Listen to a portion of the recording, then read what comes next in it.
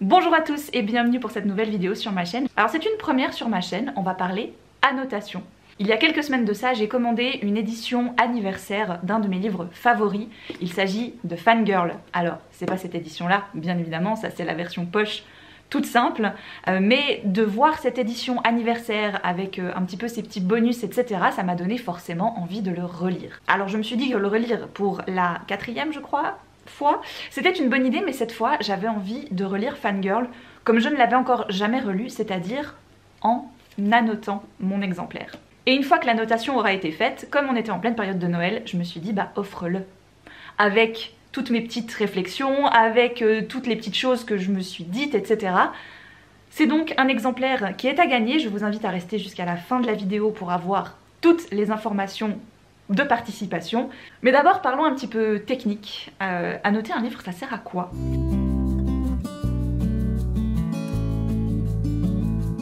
Je suis tombée il y a quelques temps de ça sur une vidéo en anglais, mais très intéressante, sur l'annotation. Il doit y en exister certainement aussi en français, d'une jeune femme qui parlait des différents stades d'annotation qu'elle avait pu faire et observer, qu'est-ce que ça lui apportait, et j'ai trouvé son discours hyper intéressant. Annoter un livre, on ne va pas le faire pour toutes nos lectures. C'est quelque chose que j'ai toujours fait d'une certaine manière, surtout avec mes livres de cours. Quand j'étais en cours de littérature, il y avait pas mal de choses à retenir, etc. Et il est vrai que annoter directement dans ton livre les choses dont on va parler en cours par rapport à ton bouquin, ça aidait pour les révisions, pour la compréhension de l'histoire et des cours. Quand l'école fut finie, j'ai beaucoup rapporté l'annotation et le surlignage des livres justement à toute cette période scolaire, et donc j'ai complètement abandonné cette façon de lire. Au contraire même, j'avais un côté très sacré du livre, c'est-à-dire qu'il ne fallait pas que je corne les pages, il ne fallait surtout pas que le livre s'abîme d'une quelconque manière. J'en venais pas non plus à lire mon livre comme ça de peur de le casser le dos, mais il m'est arrivé par la suite de casser le dos et de me rendre compte que finalement, ma lecture en était même bien meilleure parce que j'étais plus à l'aise dans le bouquin en tant que tel. Petit à petit, j'ai donc appris à désacraliser l'objet livre et au contraire à plus donner d'importance au texte finalement qu'à l'objet en tant que tel. Et c'est là que l'annotation, le surlignage, etc. est venu jouer un rôle important pour moi dans certaines de mes lectures.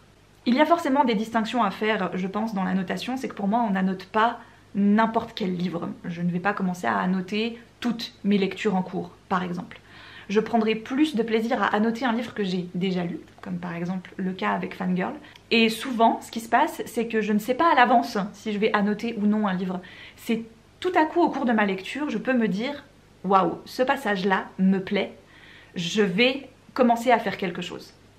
Pourquoi annoter un livre? Pour moi, il y a plusieurs raisons. C'est qu'on a une façon de lire qui est beaucoup plus en conscience quand on annote. Et c'est pour ça que je dis que toutes les lectures ne sont pas nécessairement annotables et pour lesquelles on n'éprouve pas forcément toujours la nécessité d'annoter. Je pense que je prendrais plus de plaisir à annoter justement un livre que j'ai déjà lu parce que je connais l'histoire et que là j'ai plus envie de lire ce livre en conscience. Il y a des livres que je vais commencer à annoter dès ma première lecture, mais beaucoup moins sérieusement que je le fais ici. Là vous le voyez, j'en suis à 250 pages et j'ai déjà utilisé beaucoup de post-it. Ce qui ne sera probablement pas le cas dans un livre que je découvre et que je n'ai jamais lu, dans lequel je vais mettre 2-3 petites choses, peut-être une dizaine ou une quinzaine de post-it grand maximum selon le bouquin. Mais avant d'aller me poser, de bouquiner, de me lever dans mon fauteuil, qu'est-ce qui va le mieux avec ce genre de programme, lecture, etc. Forcément, c'est d'allumer une bougie et ça me permet de vous présenter le partenaire de la vidéo du jour. Il s'agit de la marque de bougies et de parfums d'intérieur Ava & May, que je remercie encore une fois grandement de sponsoriser cette vidéo. Mais alors là, je suis refaite. Là tu sens, c'est la fin de l'année, c'est tout ce qu'on aime, c'est le cocooning, c'est la nostalgie, c'est l'enfance, c'est la fraîcheur. Je les regarde parce qu'elles sont devant moi, tu vois. Alors celle-ci, déjà elle est gigantesque et en plus... ça pour moi, ça sent l'enfance. Déjà la couleur devrait vous mettre sur la piste. On est sur tarte au citron meringuée. Je ne suis pas une immense fan de citron. J'ai d'autres gens autour de moi qui préféreront cette odeur, je pense. Mais je ne peux pas nier. Tu la vois, tu fermes les yeux, tu visualises la tarte au citron meringuée. Vraiment. Parce qu'il n'y a pas juste uniquement cette odeur de citron. Il y a justement ce côté très enrobant de la pâte, un petit peu sucrée, de la meringue par-dessus. Et ça sent vraiment ça, ce mélange de tout ça, pas juste une bougie au citron, tu vois. Donc voilà la spéciale édition de cette fin d'année. Il s'agit donc de la Lemon Pie, donc tarte au citron. Dans une ambiance un peu festive, parce que oui, Noël c'était hier, mine de rien. Nous avons aussi dans la gamme Germany, donc Allemagne, que j'aime beaucoup, parce que vraiment ils ont des... c'est tout ce que j'aime, la bougie Dresden. Oh, ça sent bon. Bon, vous aurez compris, je suis très nulle pour déterminer exactement les senteurs. Amande, cardamome et vanille. Excellent. Alors ça, en termes de bougie de fin d'année, perfection. Et celui-ci, je me réjouis parce que j'en avais déjà eu un petit peu dans cette gamme. Et là, j'ai eu le droit au diffuseur de parfum de la Norvège.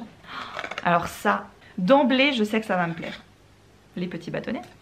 Et bien évidemment, comme à chaque fois, un packaging que je trouve vraiment très beau. C'est tellement frais. Mais en même temps, des pays, quand tu vois, qui font la Scandinavie, je veux dire, évidemment que tu t'attends à fraîcheur, etc. Tu vois. Oh, c'est tellement bon. Mais ça sent le frais, ça sent le pur, ça sent le début d'année, tu vois. C'est ça, je trouve, qui apporte ce petit côté. Il y a l'ambre, le musc, qu'on trouve assez souvent, tu vois, comme association, surtout dans des diffuseurs de parfums, etc. Mais il y a le muguet par-dessus. Frais. J'en m'en suis mis un petit peu sur les mains par inadvertance. Ça sent vraiment très bon. Si vous avez envie de découvrir le site, toutes les gammes de chez Ava May, que ce soit leurs bougies, leurs diffuseurs de parfums, enfin bref, leur site internet, aujourd'hui et pendant une petite dizaine de jours, notez bien que les codes promo que je vous partage sont toujours valables pendant environ 10 jours. Il va s'afficher juste ici avec Margot Gift. Comme c'est ma vidéo, je peux tout faire, je peux tout me permettre, je m'interromps moi-même, je me suis trompée sur le pourcentage au moment de vous le donner, c'est moins 50% sur tout le site Ava May, excepté les mini bougies, les promos en cours et les cartes cadeaux. Et si vous passez le palier des 39 € d'achat, vous avez un cadeau. Voilà. Rien que la grosse spéciale édition bougie tarte au citron meringuée, elle est quand même 65 balles et si tu la passes avec le code, bah, elle te revient à 32,50 €. D'ailleurs peut-être que vous faites partie des chanceux qui ont reçu un bon cadeau Ava May pour Noël. Si tu rajoutes encore en plus de ça le code promo, c'est cadeau, double cadeau. Bah comme ça, vous savez aussi que les cartes cadeaux sur le site Ava May existent. Elles vont de 30 à 150 €. Voilà, le code promo ne fonctionne pas pour les cartes cadeaux, hein, je vous l'ai précisé, mais je le glisse là au cas où quand même parce que ça fait toujours plaisir. Moi, typiquement, tu m'offres des bougies, ou tu m'offres une carte cadeau pour m'acheter des bougies. Je suis très heureuse.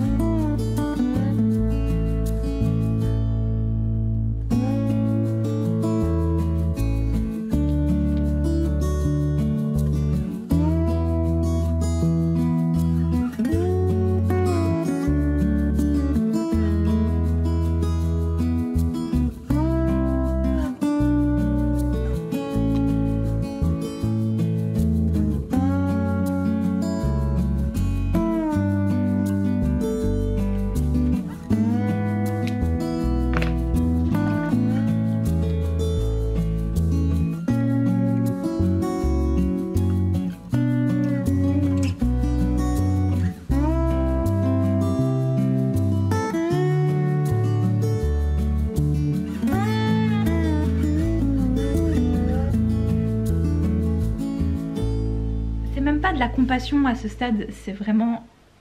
J'ai l'impression que quelqu'un Je vais vous lire la phrase, tout simplement. Donc c'est Kat qui parle à son père, qui ressent beaucoup de sentiments contradictoires par rapport à l'université. Donc tout me rend malheureuse dans cette fac. Il y a trop de gens et pourtant je ne trouve personne qui me ressemble. Je n'ai pas la moindre idée de comment je suis censée me comporter dans cet enfer. Moi, en tant qu'individu, je n'intéresse personne. Ah Oh Oh c'est tellement... Enfin, tu sais, c'est débile. Enfin, non, c'est pas débile, justement. C'est tout con, parce que tu te dis, c'est un simple bouquin sur l'histoire d'une fille qui écrit des fanfictions, qui passe du stade adolescence à jeune adulte, qui se retrouve à l'université, etc. Et donc, évidemment, c'est des gros changements, mais pour tout le monde, que tu sois à l'aise en société ou non, que tu sois hypersensible ou non, que tu sois dans ton monde ou non, de toute manière... C'est des gros changements, tu vois, et ça impacte quand même, mine de rien, pas mal de choses dans ta vie. Ce qu'a fait Rainbow Rowell pour moi dans ce bouquin, c'est qu'elle a exacerbé tout ce qu'un hypersensible peut ressentir, toutes ces personnes qui se sentent constamment fatiguées d'interagir avec des gens.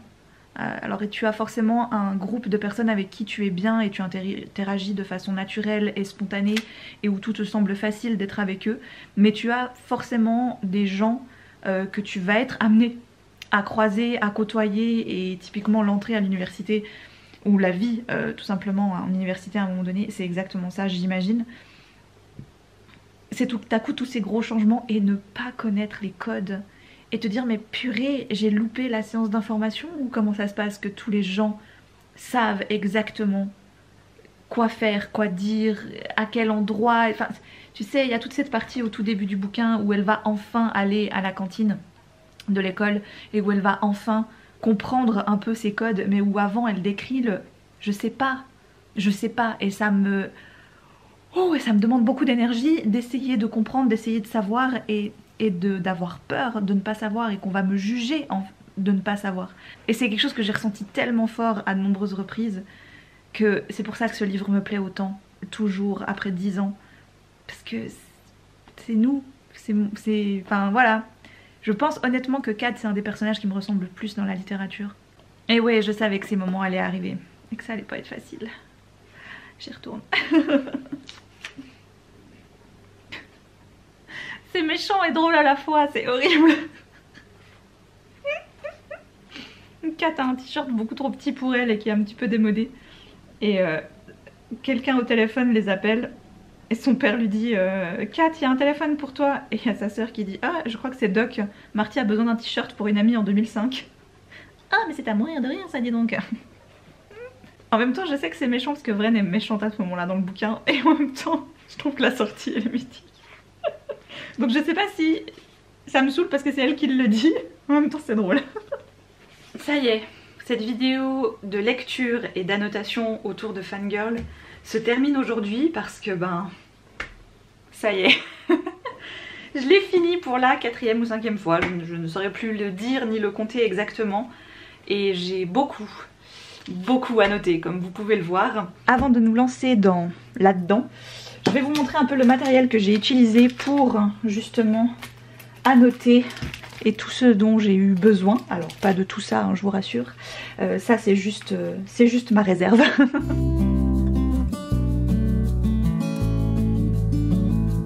Pour les post-it, je suis partie sur ceux-ci, donc qui sont les fameux petits sticky notes qu'on trouve un petit peu partout. Personnellement, j'ai trouvé sur un site en Suisse, je vous mettrai le lien du site en barre d'infos. Si ça vous intéresse, j'ai été livrée très rapidement en 24 heures. Une planche de rechange au cas où, n'est-ce pas? Alors de ceux-ci, j'en ai quelques-uns. Je les trouve assez pratiques parce que justement, il y a ce côté blanc et coloré de l'autre. Ça permet, vous allez voir, que ça soit assez transparent. Cela dit, j'ai testé ceux-ci aussi. Voilà, les petits comme ça. Et là aussi, mine de rien, c'est assez transparent dessous. Donc on arrive quand même encore à voir le texte transparaître. Pour ce qui est des surligneurs, alors moi j'adore surligner dans mes livres, c'est quelque chose que vraiment j'adore faire. J'ai utilisé ceux-ci, mais franchement utilisez un peu ce que vous voulez. De mon côté j'avais vraiment envie de quelque chose de très naturel, de très léger et pas le côté fluo des Stabilo Boss qu'on peut avoir habituellement, quoique Stabilo Boss a aussi une gamme pastel que j'utilise au travail et que j'aime énormément. Mais ceci c'était un test, je crois que c'est une marque asiatique. Je les ai testés, ils sont, écoutez ma foi, assez sympathiques. Est-ce que je les rachèterais? Pas forcément. Je me dis qu'on a des choses chez nous qui valent tout à fait ce genre de stylo là. C'est pas forcément ceux que je rachèterais principalement. Et enfin pour écrire à l'intérieur du livre, alors ça c'est toujours la grande question. De mon côté je suis partie sur un Stabilo Point 88, les habituels. Je pense que j'ai cette gamme de Stabilo depuis mon école primaire. Donc ça ce sont les tout fins 0.4. J'ai trouvé que pour écrire et annoter dans le livre c'était parfait, vu que cette couleur un petit peu beige sable eh bien ne transparaissait pas trop. Alors vous verrez au tout début j'ai fait des tests avec du noir, du bleu, du rose, j'étais pas spécialement convaincue et finalement je suis restée sur ce beige qui se voit, est très lisible et en même temps on ne le voit pas de l'autre côté vu que dans cette édition de Fangirl le papier est très fin. Bienvenue dans mon exemplaire de Fangirl. C'est un livre que j'avais déjà relu une première fois dans cette édition poche.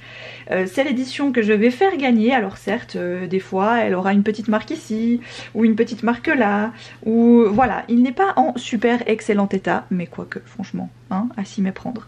Dans les clés et donc dans les couleurs des post-it, c'est là que ça va être intéressant pour la personne qui va le gagner. Les post-it verts correspondent à Kat et Levi, évidemment, c'était la première chose qui m'est venue quand je l'ai commencé. Ensuite les post-it plutôt rose parme sont pour l'hypersensibilité de Kat, car on est bien d'accord que Kat est hypersensible. Pour les bleus ce sera tous les passages un petit peu So 2013, peut-être qui ont parfois un peu mal vieilli, ça arrive. J'en ai utilisé à certains endroits, moins que ce que je pensais, donc je suis plutôt contente. J'en ai utilisé très peu aussi des jaunes, pour toute la partie un peu Simon Snow. J'aurais pu mettre un slash Harry Potter, ce à quoi ça me fait penser. Si on transposait Simon Snow chez nous, bah ça serait clairement Harry Potter. Puis les gris, alors ceux-ci je suis venue à court assez vite.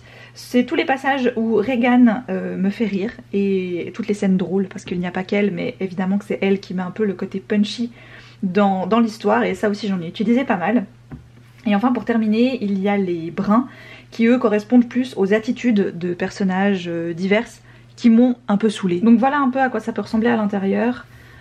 Des petites notes, 2 couleurs de Stabilo par exemple, parce qu'il y a 2 choses là que j'avais envie de signifier, 2 couleurs de post-it. Mais après je vous dirais que le plus important c'est de se laisser aller par le texte, de tout simplement passer en revue, ne pas hésiter à en abuser, ne pas hésiter à mettre vraiment le paquet sur des choses et d'autres qu'on aime. J'ai adoré par exemple écrire des petites revues à la fin de certains chapitres, quand vraiment quelque chose me plaisait ou ne me plaisait pas, ou m'impressionnait, ou ce genre de choses là. J'ai vraiment envie que dans ce livre on ressente toutes les émotions par lesquelles on peut passer et tout ce qu'il nous fait traverser. Et je remercie énormément encore une fois Rainbow Rowell d'avoir écrit ce livre. Voilà pour cette relecture de Fangirl que j'ai adoré refaire, surtout pour cette période de Noël où on a besoin durant ce mois de décembre de quelque chose de très cocooning, de très léger mais pas tant. On a eu beaucoup de discussions là-dessus avec les personnes qui l'ont également lu, vu que c'était une lecture commune. Donc n'hésitez pas, si vous avez participé et que vous avez lu le livre en même temps que moi durant ce mois de décembre, ou que vous êtes sur le point de le faire, n'hésitez pas à venir partager avec moi ce que vous en avez pensé. Je crois, je dis bien je crois, que j'avais à l'époque sorti une vidéo coup de cœur justement sur Fangirl. J'en avais fait assez peu des vidéos comme ça. Si je la retrouve, franchement je vous la mets en barre d'infos pour voir un petit peu si mon avis est toujours le même ou pas. Ce que je retiens de cette relecture de Fangirl, c'est que j'ai toujours un peu les mêmes émotions qui ressortent. Peut-être que vous ressentez la même chose. Quand j'aime énormément un livre, je trouve que c'est très difficile d'en parler de façon positive, de façon à donner envie aux gens de le lire aussi. J'ai beaucoup plus de facilité à parler d'un livre que j'ai pas aimé par exemple, mais dans celui-ci, et justement pour en avoir parlé après et lire un peu les commentaires des gens qui le lisaient aussi, on n'a pas l'impression que dans ce livre il va se cacher tout ça. On croit que c'est juste l'histoire d'une fille qui est fan d'une série de livres et qui écrit des fanfictions. Et ben en même temps, on a beaucoup de questionnements sur la place des parents, la place de la mère, la place du père, sur la santé mentale, sur les appels à l'aide, sur plein de notions autour des personnages que tu te dis, bah c'est une petite lecture facile en fait, c'est juste voilà des histoires de gamins qui sont à l'université. Et au final, tu te rends compte que l'autrice, elle travaille énormément de choses en arrière-fond avec ses personnages, qu'elle te donne comme ça des petites choses, qu'elle saupoudre ses personnages de petites subtilités qui franchement sont pas forcément tout le temps abordées, voire assez rarement. Et que là, même s'il y a 10 ans, bah je trouve que ça n'a pas pris une ride en l'occurrence. Cette vidéo touche à sa fin, j'espère qu'elle vous a plu et j'espère que vous aurez peut-être envie de participer au concours qui se trouve en barre d'infos, qui va vous permettre de gagner un exemplaire de mon fangirl, qui est donc annoté comme ceci, c'est celui-ci que la personne pourra recevoir dans sa boîte aux lettres. Je vais encore y ajouter un petit mot tout derrière, ce que je n'ai pas encore fait, je n'ai pas encore vraiment eu le temps de faire mijoter tout ça et surtout j'avais envie de connaître le nom du ou de la gagnante avant de rédiger le petit mot, histoire bah voilà, d'avoir son nom, etc., que ce soit un petit peu plus personnalisé on va dire. Ça m'a énormément plu de faire ça.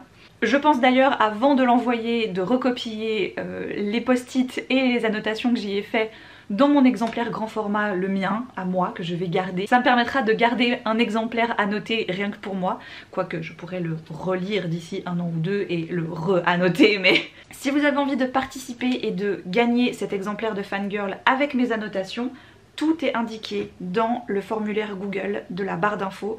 Il suffit de cliquer dessus et de remplir tout ce qu'il y a à remplir. C'était un peu une première ce genre de vidéo, écoutez c'est un peu une ovni sur ma chaîne, j'espère quand même qu'elle vous aura plu, qu'elle vous aura intéressé, que peut-être après ça vous aurez envie d'annoter vous aussi vos ouvrages. Je vous embrasse très fort, je vous souhaite d'excellentes lectures, je vous dis bonne chance si vous décidez de participer au concours et à très vite pour une prochaine vidéo.